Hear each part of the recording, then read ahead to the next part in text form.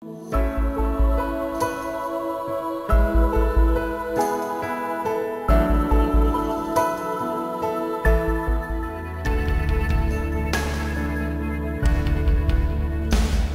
Independent টেলিভিশনের সাপ্তাহিক আয়োজন আশার বাংলাদেশের সঙ্গে আছে আমি জাহিদ হোসেন।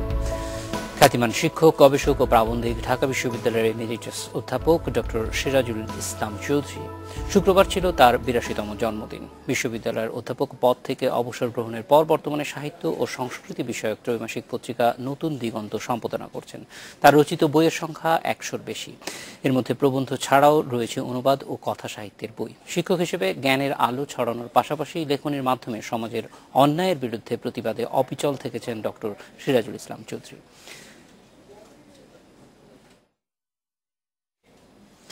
আমাদের সঙ্গে স্টুডিওতে আছেন ঢাকা বিশ্ববিদ্যালয়ের এমিরিটাস অধ্যাপক ডক্টর সিরাজুল ইসলাম চৌধুরী এবং লেখক ও অধ্যাপক ডক্টর আজফার হোসেন। স্বাগত আপনাদের। স্যার, আপনার কাছে এই বিরাট একটা পথ চলা, সব মিলিয়েই বাংলাদেশের আগে বাংলাদেশের জন্মের সময়ে যে একটা চেতনার জায়গা, সেই সব কিছুই খুব কাছ থেকে দেখেছেন।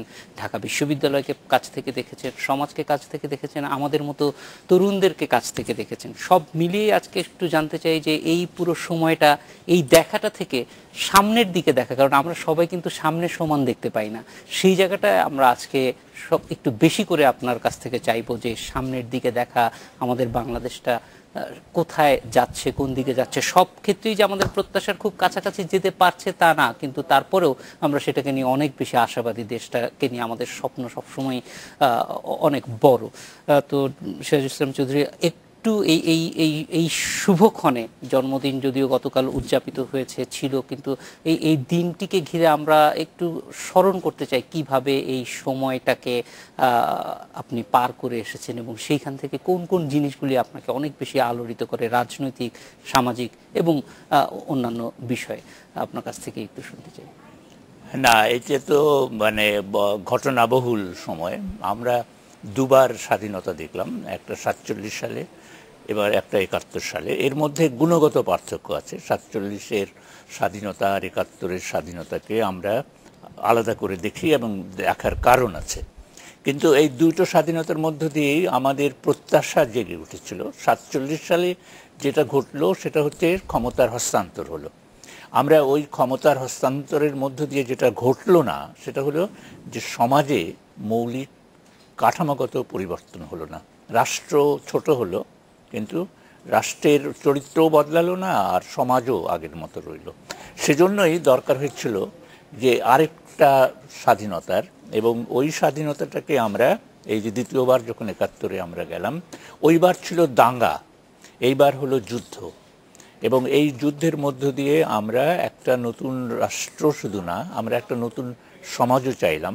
এবং ওই যে নতুন রাষ্ট্র বলছি, সেই রাষ্ট্রটা আগের রাষ্ট্র থেকে পৃথক হবে, এইটা আমরা আশা করেছি। এবং এই জন্য এটাকে আমরা বলি যে এইবারের সংগ্রামটা ছিল মুক্তির সংগ্রাম। আগেরটা ছিল যে স্বাধীনতার একটা আন্দোলন, এবার মুক্তির সংগ্রামে পরিণত হলো। সেজন্য প্রত্যাশা জেগে উঠেছিল, একটা স্বপ্ন। ওই যে মুক্তির স্বপ্নটা কিন্তু দীর্ঘকাল ধরে আমরা লালন করেছি। ওই পাকিস্তান হওয়ার আগেও করেছি, পাকিস্তান হওয়ার পরেও করেছি, এখনও করছি। সেটা হলো যে সমাজটা এখন পরিষ্কারভাবে যদি আমি বলি, সমাজটা হবে গণতান্ত্রিক। অর্থাৎ এই সমাজের মধ্যে মানুষের সঙ্গে মানুষের যে সম্পর্ক, সেই সম্পর্কটা হবে পুরোপুরি মানবিক, এবং এখানে অধিকার এবং সুযোগের সাম্য থাকবে। এখানে ক্ষমতার বিকেন্দ্রীকরণ ঘটবে, এবং এখানে সর্বস্তরে প্রকৃত জনপ্রতিনিধিদের কর্তৃত্ব প্রতিষ্ঠিত হবে। এইটা ছিল আমাদের স্বপ্ন। তো ওই স্বপ্নের দিকে আমরা এগোচ্ছিলাম, এবং আমরা যুদ্ধ করে সেই জায়গাটাতে রাষ্ট্রটা পেলাম। কিন্তু ওই স্বপ্নটা বাস্তবায়িত হয়নি, এটাই হচ্ছে সত্য। এবং বাস্তবায়িত না হওয়ার অনেকগুলো লক্ষণ আছে। একটা বড় বিষয়, কিন্তু এইটাকে আমরা অত গুরুত্ব দিই না, সেটা হচ্ছে যে শিক্ষা। এই যে ধরুন ৩ ধারার শিক্ষা, এইটা কিন্তু কাঙ্ক্ষিত ছিল না। আমরা ব্রিটিশ আমলেও এই কথা আমরা বলেছি, আমাদের যারা পূর্বসূরি তারা বলেছেন যে মাতৃভাষার মাধ্যমে শিক্ষা হবে। পাকিস্তান আমলে আমরা দেখছিলাম যে এইটা সম্ভব হচ্ছে না, কেন রাষ্ট্রভাষা হচ্ছে উর্দু করে চাপানোর চেষ্টা হলো এবং রাষ্ট্রভাষার স্বীকৃতি হলো বাংলা অন্যতম, কিন্তু ওটা ওটা যে বাস্তবায়িত হলো না। সেজন্যে আমরা এই যে যুদ্ধের মধ্য দিয়ে দেশ স্বাধীন করলাম এবং এখানে মাতৃভাষার মাধ্যমে অভিন্ন একটা শিক্ষা থাকার কথা ছিল।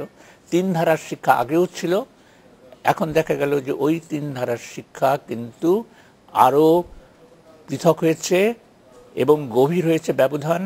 এবং এই যে পৃথক 3 ধারার শিক্ষা, এটা কিন্তু ভিত্তি হচ্ছে শ্রেণী বিভাজন, এবং এই শ্রেণী বিভাজনটা যত গভীর হচ্ছে তত এই শিক্ষার 3 ধারা পার্থক্যটা তৈরি হচ্ছে। আর এই 3টাকে একত্র করা যাবে না যদি না সমাজে একটা বৈপ্লবিক পরিবর্তন আসে। ওই বৈপ্লবিক পরিবর্তনটাই ছিল আমাদের স্বপ্ন, যদিও আমরা ওইভাবে এইটাকে আগে বুঝতে পারিনি, কিন্তু এখন আমরা বুঝতে পারি, আমি নিজে বুঝতে পারি যে একটা সমাজে বৈপ্লবিক পরিবর্তন দরকার ছিল, সেইটা আমরা করতে পারলাম না এবং সেই জন্য 3টে ধারা আলাদা রয়ে গেল। মাতৃভাষার মাধ্যমে শিক্ষা দিতে পারলাম না এবং মাতৃভাষাকে এই যে আমার বাংলা ভাষা যে এখন পৃথিবীর মধ্যে বলা হয় এবং সত্যও বটে যে এই 5ম বৃহৎ জনগোষ্ঠীর ভাষা, অথচ এই ভাষাকে আমরা ওই মর্যাদার জায়গায় নিয়ে যেতে পারলাম না যেখানে এই ভাষা অন্যরা শিখবে এবং এই ভাষা পৃথিবীর সমস্ত জ্ঞানকে ধারণ করবে, তাকে প্রকাশ করবে এবং তাকে মানুষের কাছে নিয়ে যাবে। এই যে আমাদের ব্যর্থতাটা, এই ব্যর্থতাটা এখানে প্রতিফলিত যে ভাষারও মর্যাদা আমরা দিতে পারি। সেক্ষেত্রে অবশ্যই আমাদের মানে ভাষাটা শুধুমাত্র সংখ্যার বিবেচনায় 5ম হওয়ার চাইতে বরং মানের বিবেচনায়, কারণ আমরা আমাদের ভাষার উপাদানও অন্য ভাষায় খুব কম গিয়েছে, আমরা অন্য ভাষার উপাদানও খুব কম নিতে পেরেছি এখনো পর্যন্ত। স্যার আপনার কাছে আবার ফিরে আসবো। মাস্টার ভাই আপনার কাছ থেকে একটু জানবো যে অনেকগুলি বিষয় একসঙ্গে যদি চিন্তা করি যে সিরাজুল ইসলাম চৌধুরী তিনি খুব বড় জনপ্রিয় কোনো রাজনৈতিক দলের সঙ্গে নেই, তিনি কোনো বড় মিডিয়ার সঙ্গেও নেই, তিনি সত্যিকার অর্থে যেইগুলি এখনকার সময়ে মানুষের কাছে খুব ব্যাপক হারে পৌঁছানোর মাধ্যম, সেগুলি কোনোটাতেই তার অবস্থান কখনোই নেই সেইভাবে আমরা দেখেছি। কিন্তু তারপরেও মানুষের মধ্যে তিনি একটা মানে আমরা যেটাকে বলি শক্তি, সেই শক্তির জায়গাটা এই ব্যাপারটা কিভাবে সম্ভব হয়েছে এবং এত দীর্ঘদিন পর্যন্ত এটা মানুষকে এইভাবে আলোড়িত করা যে করে যাচ্ছেন তিনি, এবং সেইখানে এটা একটা ব্যতিক্রমী ঘটনা। আমরা দেখতে পাই যে খুব দ্রুত মিডিয়ার মাধ্যমে একটা মানুষের পক্ষে অনেক লোকের কাছে পৌঁছে যাওয়া সম্ভব, রাজনৈতিক দলও তাই করে, কিন্তু সিরাজুল ইসলাম চৌধুরী সেই অর্থে অনেক মানুষের কাছে পৌঁছে যাওয়া একটা রাজনৈতিক দলের সঙ্গেও নেই। তাহলে এইখানে ক্যারিশমাটা কোথায়? আপনারা তো খুব কাছ থেকে দেখছেন। হ্যাঁ, ধন্যবাদ আপনার প্রশ্নের জন্য। অবশ্যই বলতে হবে, আমি এও ভেবেছি যে আমরা শুধুমাত্র একজন সিরাজুল ইসলাম চৌধুরী চাই না, আমরা চাই অসংখ্য সিরাজুল ইসলাম চৌধুরী, এবং সেখানেই আমাদের সম্ভাবনার যে বিকাশ সেটা করেছে। বলা দরকার যে স্যারের কাজের অনেক এলাকা নির্দিষ্ট করা যাবে, যে এলাকায় তিনি বিশিষ্ট কিন্তু তিনি জনপ্রিয় হয়েছেন, এটা তো অবশ্যই বলা যাবে। দুটো জিনিস যদি একসঙ্গে হয় তাহলে এখনও যে মানুষের মধ্যে তার গ্রহণযোগ্যতা থাকে তার প্রমাণ হচ্ছে স্যার। আর এই দুটো জিনিস হচ্ছে যখন জ্ঞানের সঙ্গে সততা এসে মেলে তখন তার যে প্রভাব আমাদের মানুষের মধ্যে সেটি তো থাকবেই, যেটি আমরা স্যারের ক্ষেত্রে লক্ষ্য করেছি। স্যারের জনপ্রিয়তা, এই জনপ্রিয়তাটা কিন্তু স্থূল অর্থে জনপ্রিয়তা না, তিনি মানুষকে এতটুকু আশার, আপনাদের তো অনুষ্ঠানের শিরোনাম হচ্ছে আশার বাংলাদেশের আশা, তো স্যার আছেন বলেই বলতে হবে যে আমাদের আশা আছে। এই কারণে আরেকটু যুক্ত করা দরকার, স্যারকে নিয়ে আসলে বিভিন্ন এলাকা নিয়ে তো স্যারের কথা বলা দরকার, কিন্তু সময়ের অভাবে সবসময় সেটা করা সম্ভব হয়নি, কিন্তু করতে তো হবেই। সেটি হচ্ছে যে স্যার বিশিষ্ট কয়েকটা এলাকায়, 10টা এলাকা আমি চিহ্নিত করতে পারি, কিন্তু সময়ের অভাবে মাত্র 3টা এলাকা চিহ্নিত করতে চাই। একটা হচ্ছে, আমি তার লেখার ভিতরে যাচ্ছি, সেটা হচ্ছে তার আত্মজৈবনিক লেখা। বাংলা সাহিত্যে এ ধরনের আত্মজৈবনিক লেখা সমান্তরালবিহীন, ইনি প্রথম, যেখানে তিনি ব্যক্তি দিয়ে শুরু করছেন কিন্তু সমষ্টিতে গিয়ে উপস্থিত হচ্ছেন। যেমন তার বই আমার পিতার মুখ, এটা তো একজন পিতার মুখ না, তিনি একই সঙ্গে সমষ্টির মুখ দেখেছেন তার পিতার মুখের ভেতর, সাথে, এটা আত্মজৈবনিক লেখা। এবং এই বইয়ে দেখা যাচ্ছে যে স্যার তার বাবাকে যে কত ভালোবাসেন তার বাক্যে বাক্যে সেটা লক্ষ্য করা যায়, কিন্তু সেই বাবাকেও যে তিনি নির্মমভাবে সমালোচনা করতে পারেন সেটিও আমরা পাঠক হিসেবে আমি সেটাও দেখেছি। এবং সেখানে স্যার যে আত্মসমালোচনা বা আত্মবিশ্লেষণ, সেই আত্মবিশ্লেষণও কিন্তু সেখানে আছে। এবং সেকে আত্মবিশ্লেষণ কীভাবে, স্যার ওখানে একটা লাইন আছে আমার মনে পড়ে যে আমি এই বাবারই সন্তান। এবং এই যে আত্মসমালোচনার ভেতর দিয়ে, এই যে আত্মবিশ্লেষণের ভেতর দিয়েও তিনি একটা আত্মজৈবনিক রচনা, যা অত্যন্ত সুখপাঠ্য। তার শৈলীর কারণে আমি একাধিকবার বলেছি তার শৈলী সম্পর্কে, যে তার গদ্য অনন্ত পাঠযোগ্য, তার বাক্য মাঝে মাঝে ধনুকের ছিলার মতো টান টান মনে হয়, মাঝে মাঝে মনে হয় যে মার্চ করছে বাক্য, এরকমও বাক্য লিখেছেন। এবং তার যে প্রিসিশন, তার যে পরিমিতিবোধ অসাধারণ, এগুলো তো তার শৈলীগত বৈশিষ্ট্য। এবং এটিও তার জনপ্রিয় হওয়ার আর একটা কারণ আপনি জনপ্রিয়তার কারণ যে ভাষা কিন্তু ভাষার প্রশ্নটা রাজনৈতিক প্রশ্ন একাধিক অর্থে। একটা অর্থ হচ্ছে এই যে আপনি যে ভাষায় লিখছেন সেই ভাষায় যদি আপনার চিন্তা অন্যকে আপনি যদি পৌঁছে না দিতে পারেন, তো সেই ভাষা হয় যে গুটি কয়েক লোকের বোঝার বিষয়। কিন্তু স্যার অনেকের মধ্যে গিয়েছেন তার ভাষার কারণে। ওই অর্থে ভাষা রাজনৈতিক, ভাষারও তো ক্ষমতা আছে, ভাষাও তো জায়গা দখল করে, তার ক্ষমতা সম্পর্ক তৈরিও করে। তো স্যার সেখানে ভাষার ক্ষমতা দেখিয়েছেন, সেটি অত্যন্ত গুরুত্বপূর্ণ। দ্বিতীয় এলাকা হচ্ছে যে স্যার সংস্কৃতিকে দেখেছেন প্রথমবার মতো, যে সংস্কৃতিকে তিনি রাজনৈতিকভাবে দেখেছেন। একজনের মনীষীর নাম নিতে হচ্ছে, আমার অত্যন্ত প্রিয় নাম নেওয়ার জন্য শুধু নাম নিচ্ছি তা না, তার নাম হচ্ছে আন্তোনিও গ্রামশি, ইতালীয় মার্ক্সবাদী লেনিনবাদী রাজনীতিক। তিনি বলেছিলেন একটা কথা, যে সংস্কৃতি হচ্ছে রাজনৈতিক এবং রাজনীতিও সাংস্কৃতিক, এবং রাজনীতির সাথে সংস্কৃতির এই যে দ্বান্দ্বিক সম্পর্কটা, এটা প্রথমবারের মতো আমি মনে করি যে তিনি এদেশে ওইভাবে দেখেছেন এবং তাকে সেই ক্ষেত্রটাকে বিস্তৃত করেছেন। এক্ষেত্রে তিনি অগ্রণী। তৃতীয় বিষয়টা হচ্ছে যে স্যার হচ্ছেন সাহিত্য সমালোচনাকে প্রথম যিনি ধারাবাহিকভাবে সাহিত্যিক এস্টাবলিশমেন্টকে প্রশ্ন করেছেন। উদাহরণত সেটা ইংরেজি সাহিত্যও করেছেন, বাংলা সাহিত্যও করেছেন। বাংলা সাহিত্য তো করেছেন স্যারের প্রিয় রবীন্দ্রনাথ নিঃসন্দেহে, কিন্তু রবীন্দ্রনাথকেও প্রশ্ন করতে ছাড়েননি। স্যারের প্রিয় বিদ্যাসাগর আমরা জানি, স্যার বিদ্যাসাগরের অবদানকে স্বীকার করেন, বিদ্যাসাগর সম্পর্কেও প্রশ্ন তুলেছেন, এই বুঝিয়ে যে আমাদেরকে প্রশ্নও তুলতে হবে। আমাদেরকে শুধু সিজদা করলে, ভক্তি করলে, এগুলোর ভেতর দিয়ে তো একটা সমাজ এগোতে পারে না। তো সেখানে তার যে সংস্কৃতি সমালোচনা, সাহিত্য সমালোচনার একটা প্রতিরোধী চেহারা আমরা দেখেছি, যেটি আবার প্রগতির পক্ষে। তিনি সেই প্রতিরোধী, প্রগতিশীল সাহিত্য সমালোচনার প্রবর্তক, যে সাহিত্য সমালোচনা এলাকা ভীষণ বিস্তৃত। এই অর্থে যে সাহিত্যের সঙ্গে সংস্কৃতির কী সম্পর্ক সেটা আমরা তার সাহিত্য সমালোচনায় দেখি, সাহিত্যের সঙ্গে রাজনীতি এবং সমাজের কী সম্পর্ক, সেই সম্পর্কগুলো, এই আন্তঃসম্পর্কগুলো স্যার সামনে এনেছেন। এনে এটিই বোঝাতে চেয়েছেন যে জীবন অনেক বড়, আর এই জীবন নিয়ে যদি সাহিত্য হয় তারপরে তো বিভিন্ন সম্পর্ক ধরতেই হবে। এভাবে তিনি সাহিত্য সমালোচনার ক্ষেত্র বিস্তৃত করেছেন। এই 3টি এলাকার কথা এখন বলছি, আর 7টি এলাকার কথা সময় পেলে পরে বলবো। অবশ্যই আসলে আমরা একটা বিরতিতে যাব। স্যার, বিরতি থেকে ফিরে এসে যেই জায়গাটি আপনার এই বলা যায় যে এই লড়াইয়ের জায়গাটি, সেটি হচ্ছে বৈষম্য দূর করা, এবং সেখানে আমরা জানি যে আমাদেরকে এই লড়াই আরও অনেক দিন চালিয়ে যেতে হবে। তো এই ক্ষেত্রে বিশেষ করে বৈষম্য দূর করার অনেকগুলি সুযোগ আমাদের সামনে এসেছিল।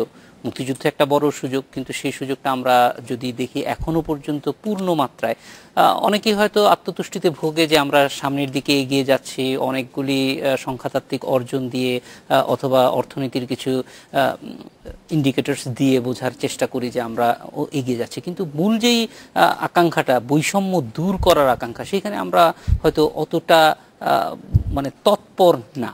এই জায়গাটায় তৎপরতার ক্ষেত্রে রাজনৈতিক সিদ্ধান্তের ব্যাপার আছে, সামাজিক সিদ্ধান্তের ব্যাপার আছে, এবং আপনি যেটি কিছুক্ষণ আগে বলছিলেন শিক্ষা, সেই জায়গাটি ব্যাপার। এই 3টি জায়গায় যদি আমরা একটু আপনার কাছ থেকে আলোকপাত পাই যে এই 3টি জায়গায় আসলে বৈষম্য দূর করা বলতে আমরা কি বুঝবো, কিভাবে সেখানে আসলে তরুণরা তাদেরকে এই বৈষম্য দূর করার ক্ষেত্রে নিজেদেরকে নিয়োজিত করতে পারেন। একটা বিরতির পর ফিরে আসছি।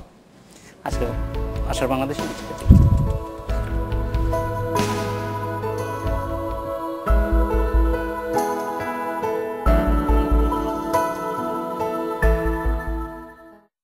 স্বাগত আরেকবার, দেখছেন আশার বাংলাদেশ। স্যার, আমরা যেটি জানতে চাচ্ছিলাম যে বৈষম্য দূর করার ক্ষেত্রে তরুণরা কিভাবে এগিয়ে আসতে পারে, তাদের প্রতি আপনার পরামর্শ কি? তরুণরা কিভাবে এগিয়ে আসতে পারে সেটা হচ্ছে যে তরুণরা কিন্তু এই বৈষম্যের বিরোধী আগে থেকেই ছিল। এখন বৈষম্যের কারণটা আমাদের দেখতে হবে। যে আজফর যেটা বলছিল যে এর কারণটা হচ্ছে রাজনৈতিক, যে রাষ্ট্র কিন্তু এই বৈষম্যটা তৈরি করেছে এবং এইটাকে রক্ষা করেছে। এখন ব্রিটিশ আমলে যে রাষ্ট্রটা ছিল সেই রাষ্ট্রটা ছিল আমলাতান্ত্রিক, আবার অর্থনীতিটা ছিল পুঁজিবাদী। এখন ওই রাষ্ট্রটা চলে গেল, ভেঙে গেল। পাকিস্তানে যে রাষ্ট্রটা হলো সেইটাও কিন্তু ওই আগের রাষ্ট্রের মতনই আমলাতান্ত্রিক রইল এবং পুঁজিবাদী রইল। তো এই যে রাষ্ট্র বদলালো না, সেটাই কিন্তু বৈষম্যের কারণ হয়ে রইল। তারপরে ওই রাষ্ট্রকে আবার আমরা ভাঙার চেষ্টা করলাম। এখন এই যে রাষ্ট্রভাষা আন্দোলনটা আমাদের মধ্যে হলো, তরুণদের কথা আপনি যে বলছিলেন না, তরুণরাই কিন্তু এই আন্দোলনের প্রধান ছিলেন। এবং এই আন্দোলনটা মূলত ছিল বামপন্থীদের পরিচালিত আন্দোলন। এখানে জাতীয়তাবাদীরা ছিলেন, সমাজতন্ত্রীরাও ছিলেন। সমাজতন্ত্রীদের লক্ষ্য হচ্ছে ওই যে বৈষম্য দূর করা, আর জাতীয়তাবাদীরা কিন্তু পুঁজিবাদী দীক্ষিত। তারা মনে করছেন যে বিদ্যমান ব্যবস্থাটা থাকুক, এইখানে জাতীয়তাবাদীরা রাষ্ট্র ক্ষমতায় আসুক। তো এই দুটো ধারার মধ্যে ছিল, এবং এই মূল ধারাটার, এই জাতীয়তাবাদী ধারা এবং সমাজতন্ত্রী ধারা, এই দুটো ধারা একসাথে চলেছে। রাষ্ট্রভাষা আন্দোলনের মধ্যে চলেছে, ৬৯-এর অভ্যুত্থানের মধ্যে চলেছে, এবং ৭১-এর যুদ্ধের মধ্যেও এটা ছিল। তারপরে দেখা গেল যে রাষ্ট্র ক্ষমতা কিন্তু জাতীয়তাবাদীদের হাতে চলে গেছে। সমাজতন্ত্রীরা এই মুক্তিযুদ্ধের নেতৃত্ব দিতে পারেননি, যদিও সমাজতন্ত্রীরা অংশগ্রহণ করেছে, সাধারণ মানুষ অংশগ্রহণ করেছে, কিন্তু নেতৃত্ব দিয়েছে জাতীয়তাবাদীরা। রাষ্ট্র ক্ষমতা তারা পেয়ে গেছেন এবং তারা পুঁজিবাদে দীক্ষিত, এইটা কিন্তু পরিষ্কার। কাজেই রাষ্ট্র কিন্তু পুঁজিবাদী রয়ে গেল, আমলাতান্ত্রিক রয়ে গেল। এখন আপনি যদি বলেন যে তরুণরা কী করতে পারে, তরুণদের যেটা আজকে বাংলাদেশের খুব প্রয়োজন সেটা হচ্ছে যে জ্ঞানের চর্চা, এবং জ্ঞানের শুধু চর্চা না, এই জ্ঞানের মধ্যে দিয়ে বোঝা যে এই রকম ব্যবস্থাটা কেন হয়েছে। কাজেই আমরা যেটাকে দুটো সমন্বয় চাইব, একটা হচ্ছে জ্ঞানের চর্চা এবং বুদ্ধিবৃত্তির চর্চা। তার সাথে আরেকটা জিনিসের দরকার হবে, সেটা হচ্ছে হৃদয়ানুভূতির চর্চা। এই তিনটে জিনিস লাগবে। জ্ঞান প্রয়োজন হবে, বুদ্ধির প্রয়োজন হবে, এবং ভালোবাসার, মমতার এটা প্রয়োজন হবে। তরুণদের মধ্যে আমরা এই জিনিসটা চাইব, কিন্তু এই জিনিসটা আগে যেমন গড়ে উঠেছিল এখন সেটা গড়ে উঠছে না। কেননা আগে যেমন ধরেন ব্রিটিশের সময় আমরা বলতাম যে রাষ্ট্রের কর্তা হচ্ছে বিদেশি এবং বিজাতীয়। পাকিস্তান আমলে আমরা দেখলাম যে রাষ্ট্রের কর্তা হচ্ছে বিজাতীয়, তারা বিদেশীয় কিন্তু বিজাতীয়ই প্রধান। এখন বাংলাদেশে যারা রাষ্ট্র ক্ষমতায় আছে তারা স্বদেশী, আমাদেরই দেশি, আমাদেরই লোক, কিন্তু তাদের সাথে যে জনগণের যে পার্থক্য, এই পার্থক্যটা বুঝতে হবে। যে এই পার্থক্যটা হচ্ছে এরা শাসকই রয়ে গেছে, জনগণ জনগণে রয়ে গেছে। এখন তরুণরা যেটা করা দরকার সেটা হচ্ছে যে এই সমাজকে বদলাতে হবে। এখন আগের রাজনীতি দিয়ে তো এই কাজ হবে না। আগে তো আমরা কাকে তাড়াবো, ব্রিটিশকে তাড়ালাম, পাকিস্তানিদের তাড়ালাম। এখন আমরা কাকে তাড়াবো? এখন আমাদের যেটা করতে হবে, সমাজটাকে বদলাতে হবে। সমাজটা কিন্তু বদলায়নি। সমাজের যে সম্পর্ক, সেই সম্পর্ক ওই যে চিরস্থায়ী বন্দোবস্তের মধ্যে যেটা হয়েছিল, জমিদার এবং প্রজা, তার নাম বদলেছে, কিন্তু এইখানেও ধনী এবং দরিদ্র, এবং এইখানে যা কর্তা এবং তার অনুগত ভৃত্য যদি বলি, এই সম্পর্কটা রয়ে গেছে। এখন তরুণের কর্তব্য হবে যে এই সমাজটাকে বদলানো, এবং সমাজটাকে বদলানোর জন্য কাজটা সাংস্কৃতিক হবে এবং রাজনৈতিক হবে। সাংস্কৃতিক কাজটা এখন কিন্তু নেই, আমাদের দেশের যেটার অভাব হচ্ছে সাংস্কৃতিক কাজ নেই, এবং নিরুৎসাহিত করা হচ্ছে সাংস্কৃতিক কাজকে। যেমন ধরুন যে এই যে আমাদের পাঠাগার, একটা পাঠাগারগুলো আগে যত পাঠাগার ছিল তত পাঠাগার নেই। আমাদের যে বিশ্ববিদ্যালয়গুলো, পাবলিক বিশ্ববিদ্যালয়গুলো, ছাত্র সংসদ ছিল, এবং এই ছাত্র সংসদ কিন্তু তরুণদেরকে ধারণ করত, তাদেরকে রাজনৈতিকভাবে শিক্ষিত করত, তাদের নেতৃত্ব তৈরি করত, তাদের দৃষ্টিভঙ্গি স্বচ্ছ করত, এবং পৃথিবীটাকে বোঝা এবং পৃথিবীটাকে বদলানোর যে আগ্রহ, তার একটা প্রশিক্ষণ কিন্তু এই ছাত্র সংসদে হতো। ক্লাসরুমে যতটা না হতো তার চেয়ে বেশি হতো ছাত্র সংসদে। আপনি দেখুন যে ২৬ বছর, এটা আমাদের বারবার বলতে হচ্ছে যে গত ২৬ বছরে আমাদের পাবলিক বিশ্ববিদ্যালয়গুলোতে কোনো ছাত্র সংসদ নেই, আর প্রাইভেট বিশ্ববিদ্যালয়তে এগুলো নেই। কাজে এই যে তরুণরা কিভাবে অনুশীলন করবে, কিভাবে তারা বিকশিত হবে, ওই যে আমি ৩টে গুণের কথা বললাম, জ্ঞানের অর্জন, বুদ্ধির বিকাশ এবং হৃদয়ানুভূতির চর্চা, সেটা তারা কেমন করে করবে, করতে পারছে না। আরেকটা জিনিস হচ্ছে যে আগে যেমন ধরেন যে ছাত্রদের একটা আন্দোলন থাকতো, এখন যেহেতু ছাত্র আন্দোলন এখন আর ওইভাবে দেখা যাচ্ছে না, যে এটার কারণ হচ্ছে যে ওই যে জাতীয়তাবাদীরা ক্ষমতা এসছে, তারাই এখন ওই ছাত্রদেরকে তাদের সাথে সংগঠন, যেটা ছাত্রদের যে সংগঠন, তাদেরই অঙ্গ হয়ে গেছে। আর যেটা একটা বড় ঘটনা ঘটেছে যে সোভিয়েত ইউনিয়নের পতনের পর থেকে একটা সমাজতান্ত্রিক বিশ্বেও এক ধরনের হতাশা দেখা দিয়েছে। তো এই হতাশাটা কিন্তু তরুণদের জন্য খুবই ক্ষতিকর।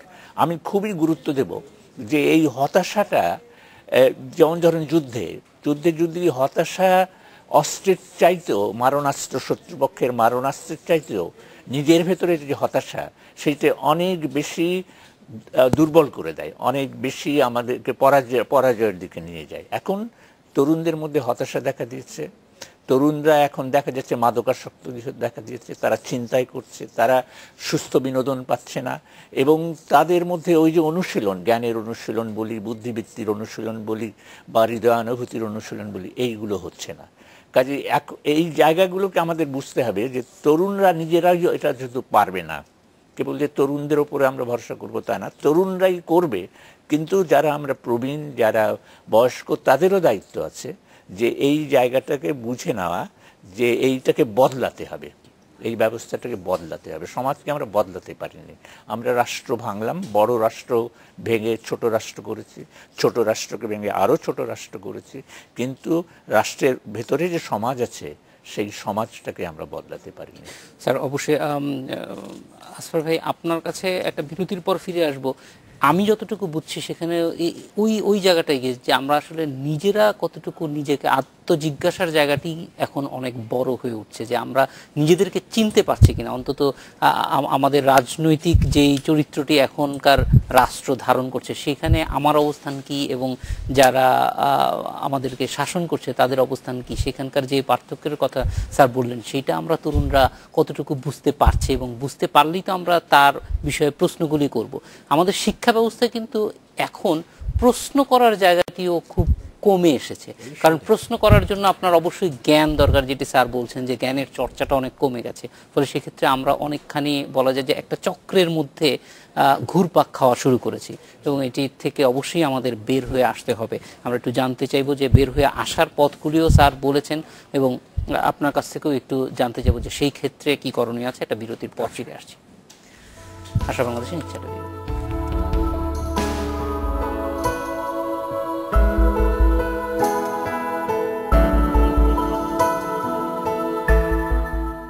ফিরে এলাম আশার বাংলাদেশে। আসফার ভাই, স্যার অনেকগুলি কথার মধ্যে একটি গুরুত্বপূর্ণ কথা বললেন, যে তরুণদেরকে যদি সামনের দিকে এগিয়ে যেতে হয়, বৈষম্য দূর করার মতো একটা সমাজে প্রতিষ্ঠার জন্য, সেই জন্য তরুণরা এখন নানান কারণে এক ধরনের হতাশার মধ্যে আছে, এবং সেটা হয়তো তৈরি করাও। সেইখান থেকে বের করে আনবার জন্য কি করণীয় আছে? অনেক কিছু করণীয়, কিন্তু কি করণীয় আছে এটা বলার জন্য আরও কিছু একটু পেছনে যেতে হবে, এবং স্যারের কথার সূত্র ধরে বলতে হবে যে এই সমাজ পরিবর্তন করতে হবে, এই সমাজ পরিবর্তন নিয়ে চিন্তা করতে হবে। এর জন্য কিন্তু রাজনীতির একটা ভূমিকা আছে। আমি রাজনীতির প্রসঙ্গে আসি, এবং আমি বলবো যে বিপ্লবী রাজনীতি, নতুন বিপ্লবী রাজনীতির প্রয়োজনীয়তা আছে। এবং বিপ্লবী রাজনীতির কথা শোনার সাথে সাথে কিন্তু আবার অনেকে মনে করে, ও বাবা, এটা কি বড় বড় কথা।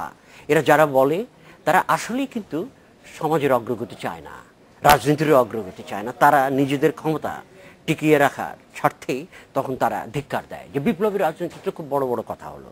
কিন্তু বিপ্লবী রাজনীতির জন্য আমাদের খুব বেশি দূর যেতে হয় না। আমি খুব সহজেই এবার বলি, বিপ্লবী রাজনীতির জন্য আমাদের মুক্তিযুদ্ধের কাছে যেতে হয়। আমাদের মুক্তিযুদ্ধ 1971 সালের মুক্তিযুদ্ধ, এবং সেই 1971 সালের মুক্তিযুদ্ধের 3টি ঘোষিত নীতি আছে। স্যার বলেন যে বারবার বলতে হয় কিছু কথা, এই কথাগুলো বারবার বলার দরকার আছে, কারণ এই প্রশ্নগুলো অমীমাংসিত থেকে গেছে বলেই তো আমরা এটাকে বারবার বলবো, বলতেও হবে। 3টি ঘোষিত নীতি ছিল সাম্য, মানবিক মর্যাদা এবং ন্যায় বিচার। এবং এই 3টি ঘোষিত নীতিই তো আমি মনে করি যে বৈপ্লবিক নীতি। আপনি যদি সাম্যের কথা এখানে তোলেন, প্রথম সাম্য। সাম্য হচ্ছে এখনো আমাদের বাংলাদেশের নিঃসন্দেহে একটি অমীমাংসিত এবং সবচাইতে বিপ্লবী প্রশ্ন, সবচাইতে র্যাডিক্যাল প্রশ্ন এই সাম্য। তো আমাদের মুক্তিযুদ্ধের প্রতি যদি আমাদের যদি কোনো অঙ্গীকার থেকে থাকে, তাহলে আমরা বিপ্লবী রাজনীতি বাদে অন্য কোনো রাজনীতিতে কি করে চাই, এটা আমাদের মনে হয় যে তরুণদেরকে একটু বোঝানোর দরকার। এবং স্যার তো লেখার ভেতর দিয়ে বোঝাচ্ছেন, কিন্তু দুর্ভাগ্যবশত স্যার হচ্ছে ব্যতিক্রম। আমাদের সমাজে আমাদের বুদ্ধিজীবীদের, তথাকথিত বুদ্ধিজীবী, তাদের যে চেহারা, তারা যেভাবে তল্পিবাহক, তারা যেভাবে দুটি বড় দলের লেজুর বৃত্তি করে যাচ্ছে। আমি দেখলাম সেদিন একটা বড় পত্রিকায় ছবি, হা হা করে, হে হে করে আমাদের শুদ্ধ বুদ্ধিজীবীরা হাসছেন। ছবি দেখেই তো আমি তাদের ছাত্র ছিলাম, আমার তার প্রতি তো কোনো শ্রদ্ধা হচ্ছে না। তো এই ধরনের অবস্থাও কিন্তু বিরাজ করছে, যেটা তরুণদেরকে হতাশ করে। তরুণ দেখে যে তার নিজের বাবা চাকরি পাচ্ছে, সে চাকরিতে সে বেতন পায় ধরা যাক 70,000 টাকা, আমলাদের কথাই বলি, কিন্তু সে দেখছে যে সে পকেট খরচ পাচ্ছে 50,000 টাকা। সে কিন্তু প্রশ্ন তুলছে না যে এই টাকাটা কোথা থেকে আসছে, এটা আসছে। আর তরুণদের উপর একটা বড় প্রভাব হচ্ছে পুঁজিবাদী সংস্কৃতি। পুঁজিবাদী সংস্কৃতি কিন্তু চেতনা এবং চিন্তাকে ভোঁতা করে, মানে প্রশ্ন তুলতে দেয় না, একটার সাথে একটার সম্পর্ক ধরতে দেয় না, বড় চিত্রকে দেখতে দেয় না, ছোট ছোট জায়গায় আটকে রাখে। এটা কিন্তু পুঁজিবাদী সংস্কৃতিটা অত্যন্ত গুরুত্বপূর্ণ বৈশিষ্ট্য। আর পুঁজিবাদী সংস্কৃতির কথা বলতে গেলে মিডিয়ার কথা বলতে হয়। মিডিয়া সংস্কৃতি অত্যন্ত গুরুত্বপূর্ণ, শক্তিশালী অংশ। এবং এই মিডিয়ার ভূমিকা আমরা দেখি সারা পৃথিবীময় এবং আমাদের দেশেও তো বটে, যে মিডিয়াতে আপনি দেখেন যে কয়টা সাহিত্য সংস্কৃতি নিয়ে কয়টা প্রোগ্রাম আছে যেখানে সত্যিকার অর্থে সাহিত্য সংস্কৃতিকে রাজনৈতিক দৃষ্টিভঙ্গি থেকে দেখা যায়, কয়টা প্রোগ্রাম আছে যেখানে দর্শন নিয়ে আলাপ করা যায়, কয়টা প্রোগ্রাম আছে নাই। আমরা কি করি? প্রোগ্রাম বিক্রি করি। তো এই যে বিক্রি, টাকা কিন্তু একটা খুব গুরুত্বপূর্ণ ব্যাপার পুঁজিবাদে, নিঃসন্দেহে। এবং আমার প্রিয় লেখক চেকভ একবার একটা কথা বলেছিলেন, যে উক্তিটা আমি প্রায় ব্যবহার করি। তিনি বলেছিলেন যে মানি like ভটকা can do crazy things. আমি মনে করি যে ভটকার চেয়েও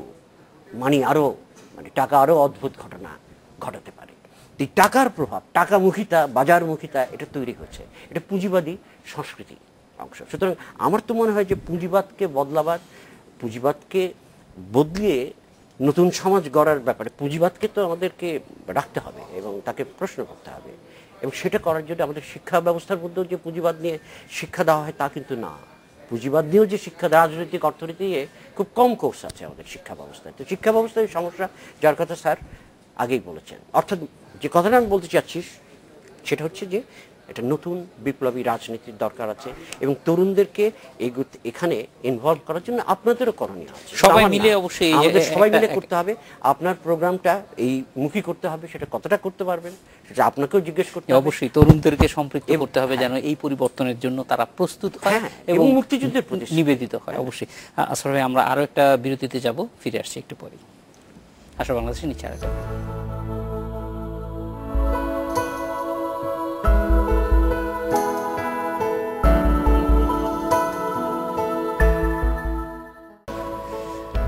ফিরে এলাম আশার বাংলাদেশে।